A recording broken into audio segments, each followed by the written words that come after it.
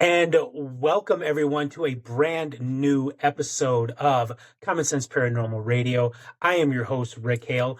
Joining us today is a expert in the occult and magic and its place in the paranormal. And welcome to the show, expert and fellow Chicago and Drew K. Prince. Drew, thank you so much Hi. for being on the show. Thank you so much for having me.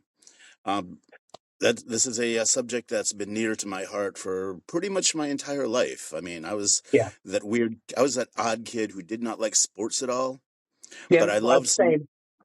yeah, but I loved the documentaries about Bigfoot, the Loch Ness Monster, ghosts, the paranormal, all that. Yeah. Before, Yeah, so it's been a hold on one pursuit. second.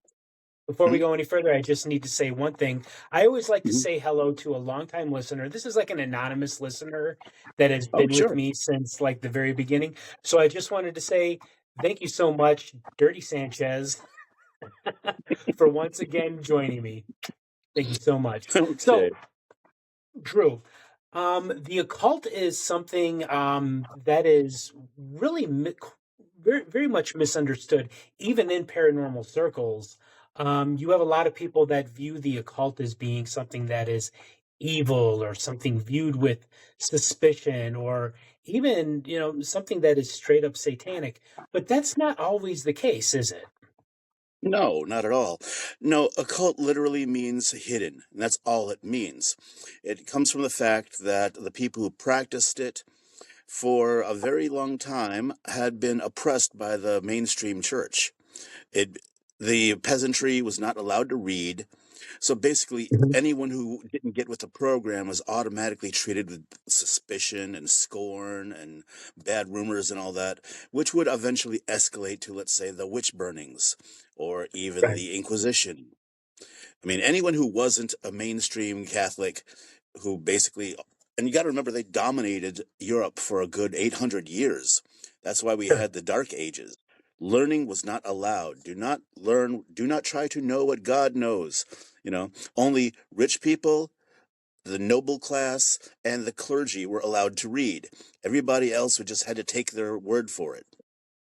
And the sciences were not allowed at all. I mean, they literally believed that bathing was evil for you because God didn't want it. And they weren't intelligent enough to understand that rats were everywhere, and they were spreading plague. And a lot of the water that they drank from was stagnant. And they didn't Right. get that. It was making them sick. And that's a lot of trial and error. But basically, the occult means information or knowledge that's hidden. And by hidden, I mean, even on the positive end, a lot of these groups didn't consider this information to be consumable by the public. It's Okay. information that you gain, it's information you gain from a mentor or from a group of people, all with a mutual goal of learning these practices and practicing them together. And they would often have to do it in the guise of secrecy because they get lynched. That's just the bare facts of it. They're just going to get lynched. Something's going to happen to them. Yeah, of course. And this yeah, and this has spread over to modern practices in that, you know, you have to these a lot of these groups are semi-public, but they still have to keep in mind that the mainstream public Hold on a doesn't second, really Drew. understand what they're doing. Yeah. Drew, hang on a second. We're having some kind of connection problem here. Hang on. Hmm.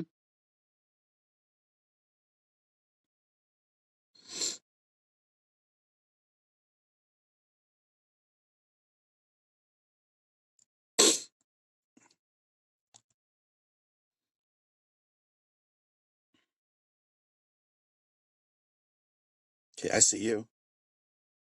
Okay, there we go. Yeah, we were Okay. just having like a minor connection problem. Every once in a Yeah. while, I have it with the phone. So we're just gonna like start all over again. And Okay. we're gonna keep this as short as possible because I'm sure you have other things that you need to do today. Oh, And I do apologize for the connection problems. I have nothing but time. I have nothing but time today, so do what you got to do. If you want to stretch it out a little further or whatever, that's fine. We don't have to be on the mark because we're not Okay. live. Yeah. Yeah, no, we're not. So take your So time. Okay, so let's start this all over again. And welcome, one and all, to another episode of Common Sense Paranormal Radio. I am your host, Rick Hale. Joining me today is going to be host of Magic Radio, um, a expert in the occult and magic as it pertains to the paranormal, and fellow Chicagoan Drew K. Prince. Hey, Drew, before we get going Hey. on this, I just want to say again to Dirty Sanchez. Thank you so much for always being there. Um, I know, like Dirty Sanchez, sounds kind of gross and all, but that's just what this person's always gone by. So let's get Mhm. started with this. So there has always been a lot of misconception surrounding the occult. The occult is often seen as something that is suspicious or even, straight up evil, even in paranormal circles. um, let's start off with a little bit about the history of the occult and why people are so, just weird about it. Okay, sorry. Your mic is going in and out a little bit. I can't really hear you. Oh, okay. Can you Can hear you hear me? me now? Getting there. Okay. Okay. Can you hear me Can okay? you hear me all right? I can hear you fine. Okay, all right. You're coming in. There's a little lag, but you're coming in. All Okay. right. The occult. Well, Yeah. in short, it means hidden. It means hidden information or hidden knowledge. It stems from the fact it stems from a lot of different groups that practice throughout the world and throughout Asia and throughout Europe that weren't part of mainstream Catholic beliefs. When the Hmm. church when the church took over mainstream society in Europe way back when, you got to remember we had the Dark Ages, 800 Right. years where the peasantry were forbidden to learn. The buzzword was do not learn what God, don't try to know what God knows. But if you Hmm. were rich, if you were a member of the clergy, or if you were a member of royalty, you were more than allowed to learn. In fact, you were encouraged to learn to speak several languages with Latin as your base. So being multilingual and multicultural was considered the height of intelligence back then. It wasn't downplayed the way it is now. And for that long time, you had people very superstitious of anything that wasn't the norm. You know, it doesn't even have to be anything religious or esoteric. It's just human nature. When you have humans in groups, very often they all agree on some way of being and some way of living and conducting yourself. And if there's anything outside of that, it's often treated with distrust and anger and resentment. People will project onto you their worst notions of what you must be, whether or not it's true. And Right. Right. the same applies to various beliefs. Ghosts and paranormal phenomena have been around ever since humans learned to notice things, ever Hmm. since we've been around. And that of course just carries over to any mainstream belief from any society, and that is that, well, okay, there are ghosts. There are perhaps other, like, a life beyond this one. And each one. Drew, Sorry. if I may, I just kind of want to comment on something that you said before about Mhm. you weren't really supposed to know these kind of things, and or you weren't exactly encouraged to be intelligent or use critical thinking. And isn't it weird how 1,000 years ago we had this, and even in today we have this? It almost feels as if critical thinking is once again completely discouraged, even as technologically advanced 21st century. Well, yes, I agree with you there. It's human nature is human nature. Humans are going to do what they're Right. going to do, especially when you get them in mass groups. I mean, it Hmm. it it doesn't take much to set off a stampede and have people roll over like some poor innocent. It happens all the time. It's just the madness of crowds. And it's not something that people want to be part of or want to emulate. It's really like one of the lower ends. I mean, if I may throw out an example, and this isn't putting down any one person's religion, I want to add as a disclaimer, okay? Of But course. I remember a handful of years back, I was on the internet, and one of my exes was all about the dark web, and I saw Hmm. a clip that actually broke my heart. I mean, broke my heart. I'm sure. I And believe it. it was a It was, it was, yeah, it was a woman, and in short, it was a woman who was just, a very pretty, nice housewife in the Middle East. And somebody was recording her through a window. And this woman was just minding her own business. She was just setting the fire, and getting dinner ready for her husband's return that night. And she was just cleaning her house and just, taking care of her business. And she wasn't bothering anyone. And someone was recording her with a cell phone. And then the next thing you know, you hear some nosy old gossiping woman outside the door screaming her head off like bloody murder. She's losing it. And what she's saying is that I saw this woman burning the Koran in her fireplace. Next thing you know, an entire crowd of people burst into her home. They literally grab her, they beat her, they bludgeon her, they hit her with foreign objects, bricks, and whatnot. They are hurting this poor woman. They are ripping her clothes off. And they drag her outside where this continues, and they keep dragging her further and further away from her house, and then they set the poor woman on fire.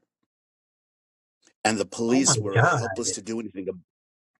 And the police were helpless to do anything about it because they didn't want this crowd to like stampede all over them. There's just this one poor woman, and it turned out that this woman didn't do anything. Whoever was holding the cell phone, I guess, had made a pass at her, and she put him down. She shot him down, Hmm. and he got mad about it. So he decided to get some nosy old woman to scream that she witnessed her burning the Koran, and that was enough to set an entire village on this poor woman.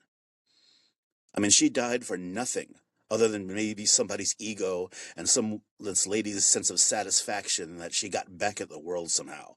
It was pathetic. It was sad. It was tragic. And that poor woman didn't do anything to do it. And I'm not putting down Muslim culture per se, but I'm saying this is not uncommon when you're dealing with crowds. It's the madness of crowds. And when they all actually agree on some point and somebody says, let's make an example out of this person, they generally make an example out of that person. Yeah. Right. That just seems to be, the case with religion across the board. Many years ago, I was involved Yes, in a, yes, it is. yeah, in a fundamentalist, evangelical movement, back in the 90s. And I remember Mhm. that was like, they wanted to talk about the love of God and everything, but at the same time, they were also talking about you behind your back. And so it's like Absolutely. we see that in all kinds of, in religious ideology and thought. But you know what? Well, I think like one of the common themes that seems to run through the occult is that somehow it's evil. And with a little bit that I have studied myself, I found out that like this is not necessarily true. Not necessarily, no. I mean, like any other culture, they have their own ways of doing things that have been passed around verbally from like word of mouth, from a mentor to a student or from parents to children over generations. And often it's a way of doing things. So like if we were a tribal community and you have a child born with autism per se, and they are, subject to certain kinds of behaviors that aren't very conductive, sometimes they would take them to a shaman who literally was taught these methods and would show the methods to the child. And over time, that child would learn how to balance themselves. But Mhm. there's also a process where when you learn these things, you begin to pick up on things in nature, in just coincidences in society, and in people's mannerisms that they're not really open to seeing. Sometimes you can see the things that they're going to crash that car. You kind of know it long before it ever happens because you're like, okay, this guy's a dumbass. He has no respect for the road. He has no respect for his partners or his passengers, and he likes to show off. So sooner or later, that guy's going to veer off a road and kill them all. It's not always hard to notice. And Right. this happens all across the world. Every single culture has had its own form of occultism, and Mhm. every culture has had their own form of ghosts, Yes. spirits, hauntings. Those stories go back beyond the beginning of time, as far as I can tell. I mean, as long as human Right. beings have been sentient, we've had this problem. where we see things that we don't want to believe or don't can't believe is there. Right. And And you know, and often, when I was just going to please say, go on. even in our own burial rituals, you can see elements of the occult as well. Am Oh I yes, correct in yes. saying that? Oh yeah, it's in a lot of ways since the 90s, the occult practices and occult symbolism has become much more mainstream since people in those time eras, I grew up in the 80s. I was a teenager all throughout the 80s. So Yeah. I remember it's like, learning to dance with your shadow was kind of a big deal. It was kind of owning who you are, even if it's dark, and Hmm. asserting your identity to the world. And there is something to be said for that. And then there's some people who are just pretentious and they want to fit in. They want to fit in with a crowd who seems more attractive and popular and powerful than they are. And Right. a lot of people, clearly, a lot of people find that in just mainstream identity. Like, I'm going to a Cubs game. I'm getting a job at the Board of Trade. I'm going to vote for Trump. It's like Mhm. going with what you feel the mainstream wants. The occult practices, in a lot of ways, separate. I mean, if you're serious about it, then the Mhm. practices will often separate you from the mainstream. And that is that, you are picking up on things most people don't. You are seeing things, you are feeling them, you are experiencing them, and most people don't. Or even if they do, they'll give themselves some kind of rationale. And these practices have been going on for so long. As I said, every society has had their own members of dealing with their own ways of dealing with the paranormal using occult techniques.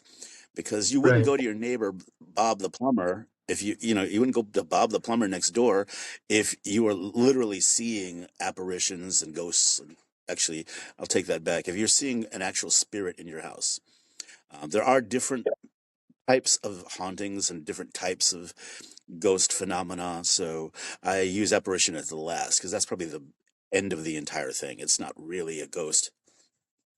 But the long story short is you would get somebody who knows more about these things than you would, let's say, just your normal neighbor with a normal Joe job who doesn't know anything about this either. And the trick to that is the trick to any kind of paranormal investigation, which I'm sure you know, is Mhm. you got to double check your research. You got to double check your, you got to check all of your facts. What are we actually seeing here? Does it keep happening? Does it keep coming back? And then there's these incidentals like, can it communicate? Like, you were a paranormal investigator. Like, weren't you out there in the field for a while? Oh, yeah. I mean, every once in a while I'll go out in the field, but I've been actively investigating since about 1991. I was, 17 was my very first investigation. Oh yeah, yeah. Starting young. I Yeah, can see I that. did. Yeah, but I guess what I'm getting at is that to people who actually have been in the field, who've done the research, who've done the work, who have had to exert a lot of patience, they know that you can't always repeat results. Things don't always happen every single day. Honestly, I mean, I was very into Ghost Hunters when it first started. And then Oh, so after a was I. few seasons, I just kind of fell off because, yeah, because I don't agree with their approach. For Right. as long as I've known, when you're doing a paranormal investigation, the approach is it's like Fight Club. You don't Hmm. disturb the environment, you don't disturb the environment, and you don't disturb the environment. And when every Yeah. time I'm watching Ghost Hunters, what do I see? Boom, boom, boom. Yo, any ghosts in here? Like, what is that? Well, I you mean, it also is see that too statistically in like impossible. I was just going to say, you also saw that in Ghost Hmm. Adventures too, which I will openly and freely Oh, admit I yeah. did enjoy the first few seasons of that.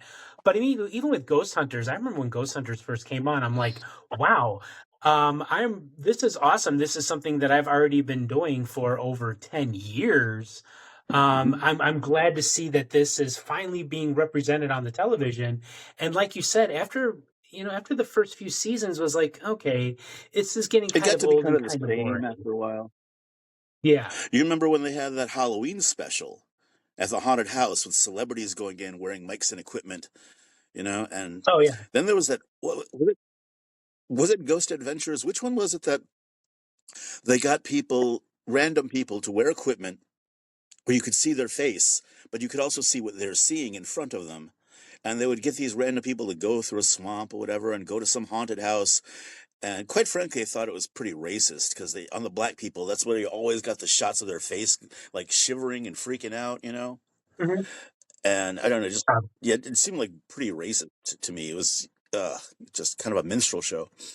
But yeah, honestly, I what I do honestly don't know of the remember that, paranormal is that but sure. I was just saying I really honestly yeah, it don't was a thing. remember that. Okay. It was the same. I don't remember the name of the show, but it was in the same field as Ghost Hunters, Ghost Adventures, Paranormal State, that kind of thing. You know, something you could catch on cable TV. Yeah. Yeah. But moving on, yeah, but moving on, I guess my point in bringing all this up is I find it statistically impossible to get results every single week, and that was a big turnoff for me. Every single Mhm. week they had something on the plate, and that's not really possible. No. And I'm sure anybody who's really done the work knows you have to get permission and all this other stuff. Then you have to set up equipment, and it could take anywhere from months to years to actually record something. Right. And No, I especially if you're mean, going around. I know with myself when I've done investigations, I've, Mhm. had to go back several times before I even got something as so much as a whisper or a weird noise or whatever. And it's like the thing with these television shows is they do paint that like it's a scare a minute, and Mhm. it's the most exciting thing you've ever.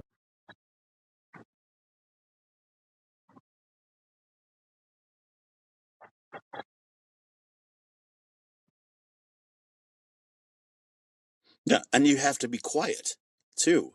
That's the whole point, is that you don't disturb the environment. You don't overwhelm the environment or set off things that might be taken the wrong way. You know, I will give the ghost hunters respect in one arena, and that is they are roto-rooter experts. They understand houses, they understand plumbing, they understand how houses settle and things like that. And when you're doing the paranormal research, you absolutely should go down your bucket list of everything that it could possibly be, and then at the very end, to paraphrase Sherlock Holmes, when you go down the list of everything that it could possibly be, and none of that checks out, whatever is left over, whatever remains, no matter how out there, no matter how bizarre, that must be the truth. Because you've already disproven everything else, all the possibilities. You know, and Chicago is ripe with paranormal activity. This, you want, sure.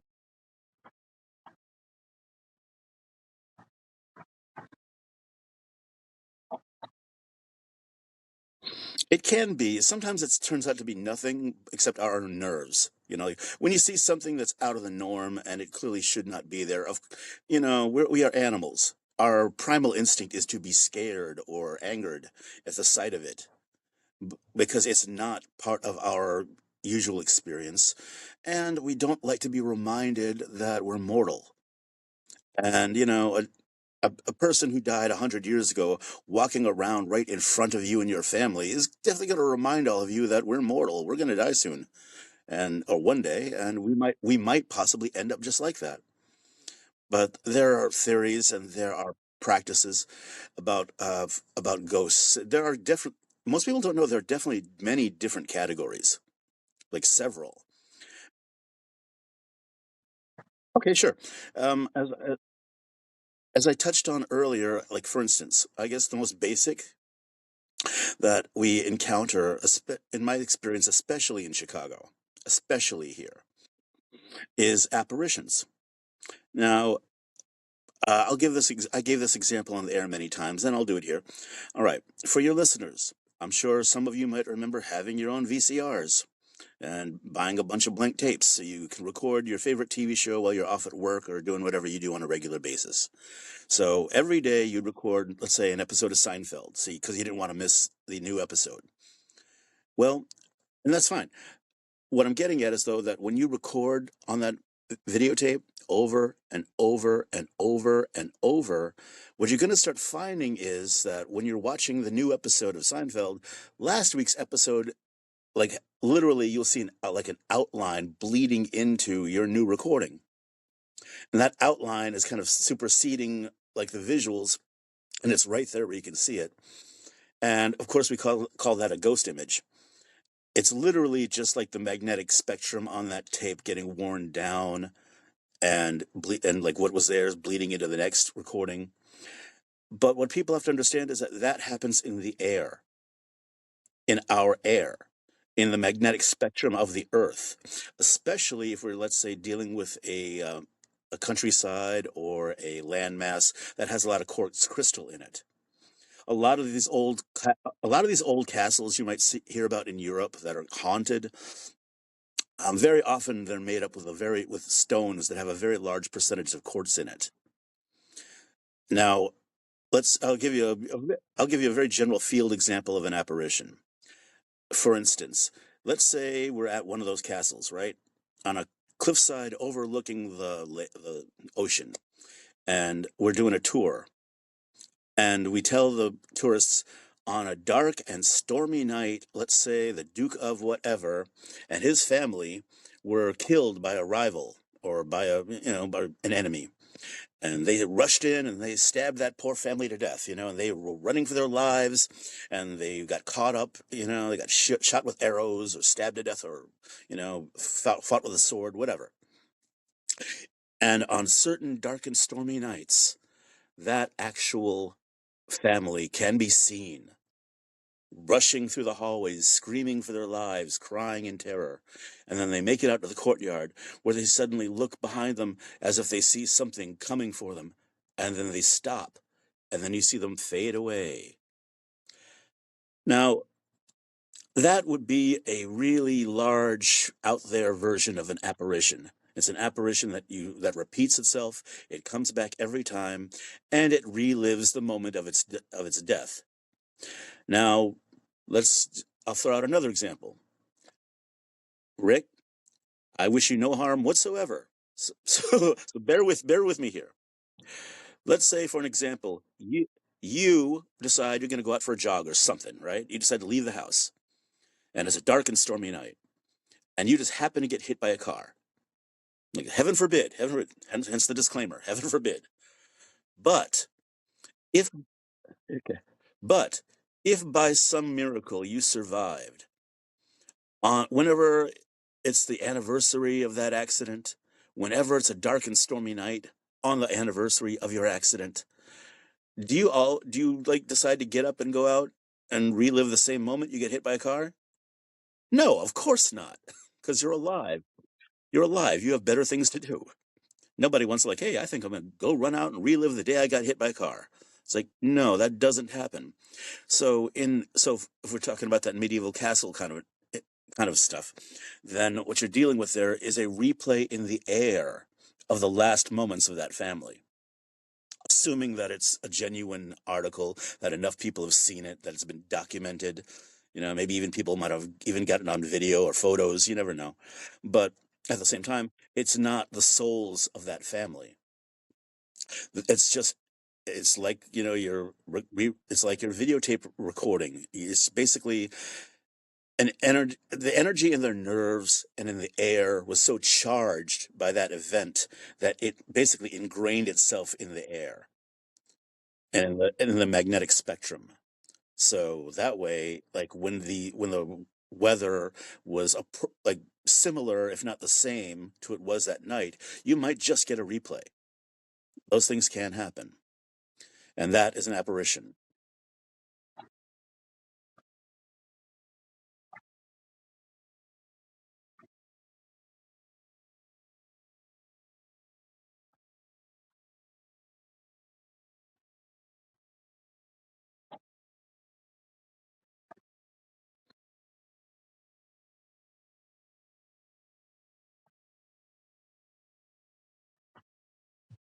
Oh, we all did, yeah.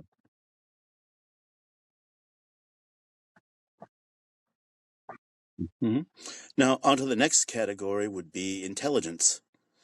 For instance, like I can look at you right now through even through the phone right now.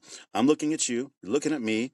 We can speak to each other, convey information. We can even like even if we can't hear each other, we can still kind of signal each other, and we know that I know you're there, you know I'm here. But what if you're not physically here? If you're not physically here, and we can still connect. We can still relay information to the other, and that would be a genuine haunting. If it's stuck in a location, if it stays there, and if you can actually interact with it in some level. That I mean, this is a much shorter example, but basically that is what you need to know, that it's an actual haunting. It can react to you. It is intelligent. Now, I have a theory. I mean, I have a working theory about ghosts in general and about us. Um, I once heard a long time ago, kind of a fairy tale notion that when a loved one dies in their sleep, they'll often just go on in the land of dreams. It doesn't matter what you believe in or whatever. That's just kind of where you are, and that's where you stayed because your body gave it up before you had a chance to realize where you are. And my theory is that if it is a haunting, if it's a genuine haunting, they exist in the same way we do when we are asleep. When we're asleep, they no, when we're asleep, we go along for the trip. It doesn't matter what the situation is. I'm sure you've heard this too. I've had skeptics ask me, "Well, yeah, how come ghosts don't know why they don't need to use the bathroom or eat or go to sleep again? Whatever. Why? Maybe they do. It's all personal. Maybe they do understand. Like, oh, well, I think that we don't really think about that much when we're asleep. Because we're kind of just along for the ride. We're going to wherever our dreams are taking us. We're seeing whatever dream images of people exist in our brain. We're just going along with it. And they might still be stuck in the real world, as we call it, but from their point of view, it's all one big dream. And they don't. I can share.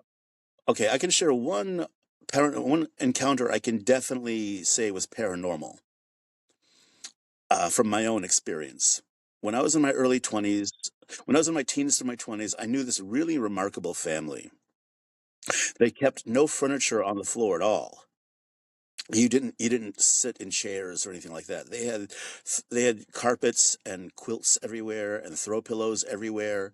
Their way of living was very Asian influenced, and they had books on every subject in their house. They built super strong reinforced wooden shelves into every single wall of that house, and every single wall of that house was packed with books on any subject you wanted to know about. I'm not joking. If you really wanted to know about medicine, they had an entire medical section, complete with a real medical skeleton hanging from the ceiling that they bought from India. And when we ate dinner, the table was no more than like a foot off the floor, and we all just sat on our knees or cross-legged. Anyway, but they were a really fun family, and they had a very intriguing lifestyle. And their house was very haunted. Really, really was. They even had it verified by the electric company, because the electric company was checking the transformers. They were checking the power lines around the house, and they knocked on the owner's door and they spoke to the mom, and she said like they were kind of baffled because they said that the building was giving off like a big magnetic signature and had nothing to do with the power company. They were double checking all of their instruments and they were getting a reading.